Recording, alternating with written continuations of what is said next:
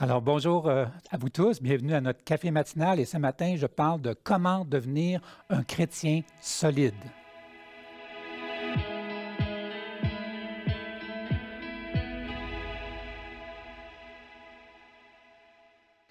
Être chrétien, ça ne s'arrête pas à recevoir Jésus dans notre vie comme notre sauveur personnel. Être chrétien, c'est une relation avec Dieu. C'est une marche, c'est une façon de vivre. L'apôtre Paul nous dit dans l'Épître aux Colossiens, chapitre 2, versets 6 et 7, ça dit « Ainsi donc, comme vous avez reçu le Seigneur Jésus, marchez en lui, étant enraciné, fondé en lui, affermi par la foi. » Paul nous dit « Comme on a reçu le Seigneur, de la même façon, ou encore, puisque vous avez reçu le Seigneur, maintenant, marchez en lui. » Donc, il y a plus que juste recevoir Jésus dans sa vie, il faut vraiment avoir une démarche, une marche avec lui. Alors, on accueille le Seigneur dans notre vie et ensuite, on développe la marche. Ce matin, je vais vous donner 3 conseils pour vous aider dans votre marche ou 3 conseils pour avoir une vie chrétienne solide. Et on va suivre l'enseignement de Paul qui dit simplement être enraciné, être fondé et être affermi.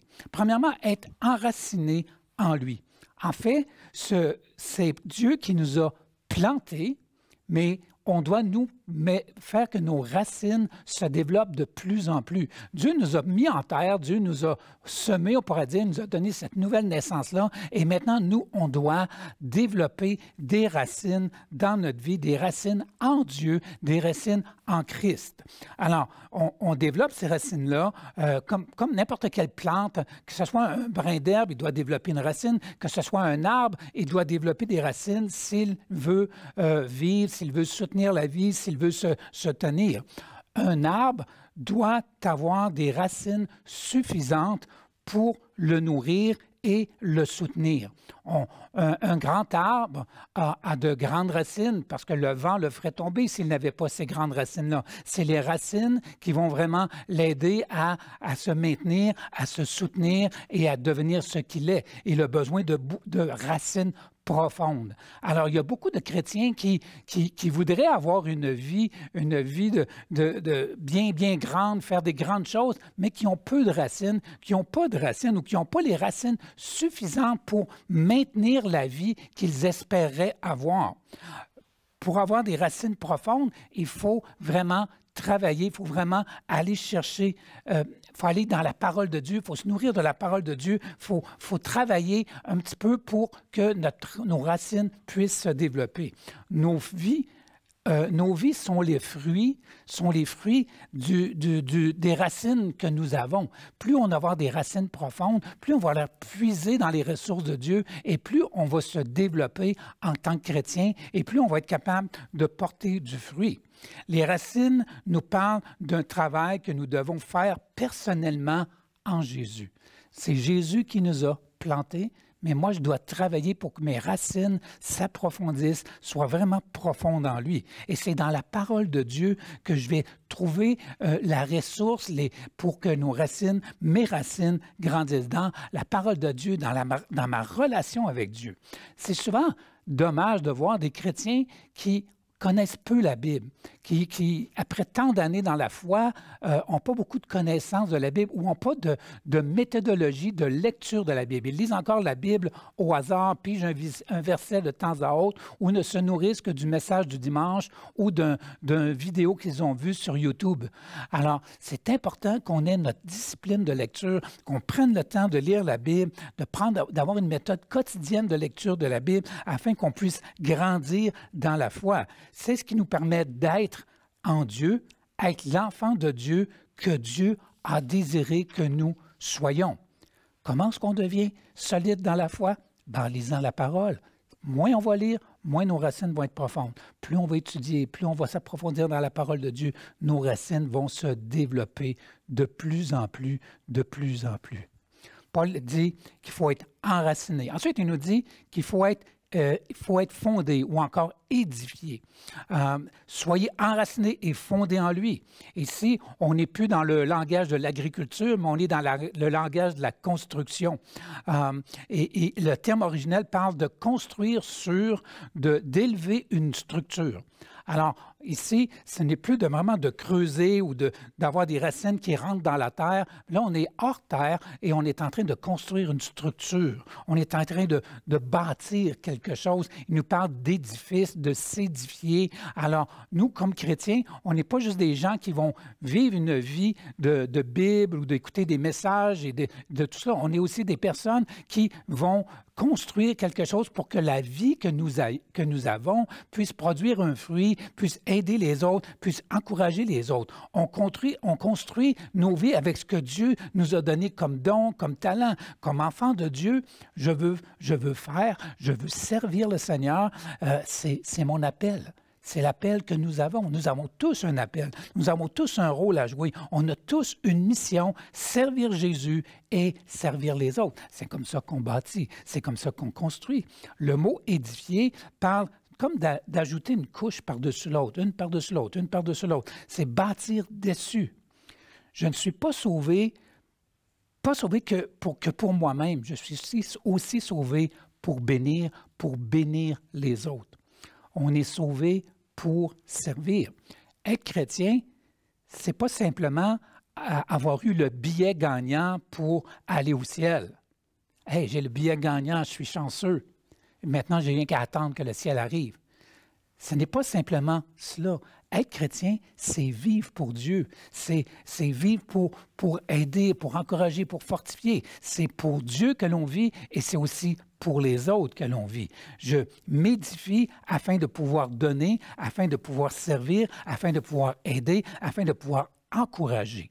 Je contribue à l'avancement de l'édifice divin, d'un projet de construction que Dieu a planifié. Jésus a dit, « Je bâtirai mon Église ». Et savez-vous, Jésus bâtit son Église à travers moi, à travers vous, à travers nous. C'est ainsi qu'il édifie, qu'il construit l'édifice. Jésus a parlé dans une de ses paraboles, en Matthieu 7, verset 24, de la maison bâtie sur le sable et d'une maison bâtie sur le roc.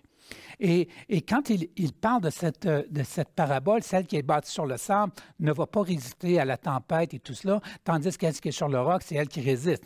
Mais il dit que celui qui pratique la parole est celui qui bâtit sa maison sur le roc. Alors, ce n'est pas simplement une question d'avoir un bon désir. C'est important d'être sur le roc de la parole. C'est important d'avoir des racines, d'avoir des profondeurs dans notre vie. Et ensuite, on peut mettre couche sur couche, bâtir plus par-dessus et par-dessus, et on peut porter du fruit. On met en pratique la parole de Dieu que Dieu a plantée en nous, on la met en pratique et les gens vont voir ensuite les résultats et les fruits dans notre vie. Le troisième conseil que Paul nous donne, c'est d'être affermi. Il dit « Soyez enracinés et fondés en lui, affermis dans la foi ». Le mot parle d'être stabilisé, d'être établi, de rendre stable, solide, sécure, sûr. On veut être des chrétiens solides. On veut être des chrétiens stables. On veut être des chrétiens qui sont bien établis dans la foi. On veut être enracinés. On veut bâtir quelque chose de solide ensemble. On veut porter des fruits qui durent. On est des gens solides, des gens qui sont affermis dans ce qu'ils sont. Je faisais une petite recherche sur les séquoias. Oui, les séquoias. Vous savez, ces arbres géants, c'est les plus gros arbres au monde. OK? Certains de ces arbres ont 90 mètres de hauteur. On dit qu'il y a des séquoias qui ont plus de 3000 ans, probablement les plus vieilles choses vivantes de la planète qui existent. Ils sont tellement gros que dans certains arbres, on a dû creuser des tunnels pour pouvoir traverser des automobiles. C'est énorme. On paraît comme des petites souris quand on est à côté d'un séquoia, ces séquoias géants.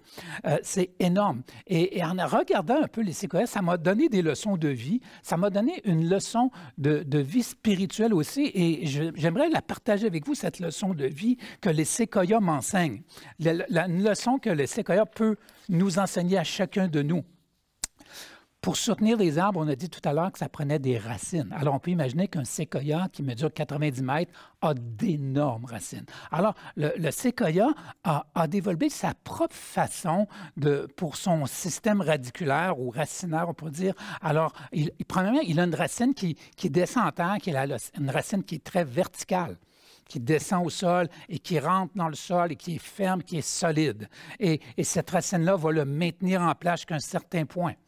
Par la suite, il va avoir un système de racines qui va être horizontal. Alors, il va pousser des racines horizontalement et sont très peu profondes et elles vont s'étendre. On dit que ça peut s'étendre jusqu'à 30 à 40 mètres de distance autour de l'arbre, des racines. Alors, toutes ces racines-là qui sont horizontales vont maintenir l'arbre en place et ça devient, et c'est super. Et là, il y a beaucoup d'arbres qui font ça. Mais ce qui est caractéristique du séquoia, c'est que le séquoia a tendance à enraciner ses racines horizontale avec les autres séquoias qui l'entourent.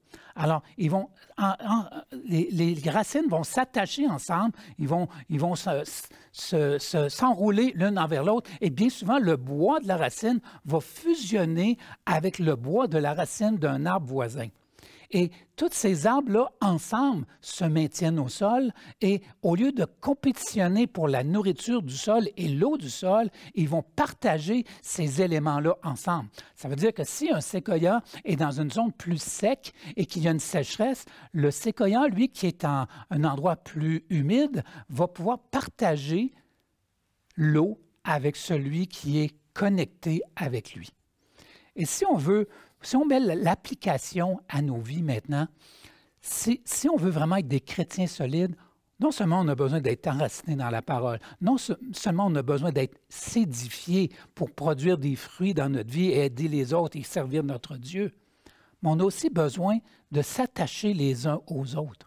On a besoin d'être attachés ensemble et de partager ensemble la nourriture spirituelle, partager la vie que nous avons avec quelqu'un qui est plus faible. Celui qui est fort va aider celui qui est plus faible, comme les séquoias. Non seulement on doit être enraciné, non seulement on doit être édifié, mais on doit s'affermir, nous soutenir, nous encourager, nous entraider, comme des séquoias. C'est ensemble que nous pouvons nous tenir debout et être solides. La vraie marche d'un chrétien, c'est marcher ensemble. Je crois que l'Église est une pépinière de séquoias spirituels.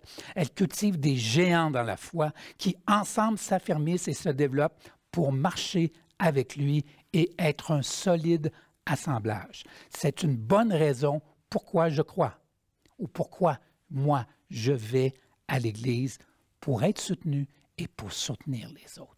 Permettez-moi de prier avec vous en terminant. Seigneur Dieu, merci.